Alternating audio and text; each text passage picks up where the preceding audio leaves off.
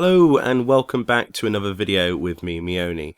Now this is a really interesting video, something that I sourced off of a Japanese Twitter entry from some of the housing enthusiasts. There's a huge amount of tips and tricks to make your house look really good, and obviously with the new Shirogane plot I wanted to make this look the best possible sort of oriental design I possibly could, and I was having trouble working with some of the materials. That is until I realized, thanks to this Twitter post, the links will be in the description as usual to all of this source material, that you can actually glitch wall items into other items, and essentially with patch 4.1 they added a load of fake windows which actually change light density depending on how light it is outside.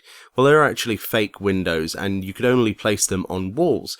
However, that is not the case. So what we're going to do today is we're going to show that you can place these things basically on white partitions. That's what we're using today, just normal white partitions that you can buy from any housing merchant in your general living area. And essentially what you do is you place your wall bound item onto the wall like normal. You place your white partition flush against that wall as close as you possibly can, and then place it just in front of that item. Then you want to exit the menu and it will pop onto the front of that wall. Then you can freely move that partition around, and essentially what you've managed to do here is clip that wall item, in this case this fake window, onto the actual partition.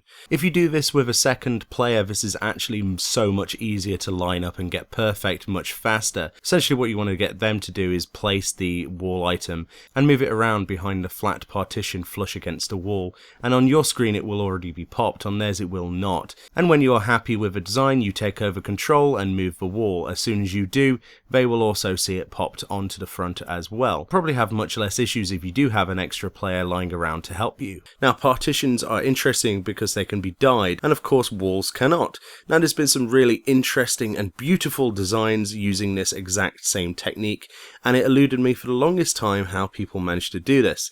So I saw the Japanese little guide that someone put on Twitter and thought I'd share it with you today in English.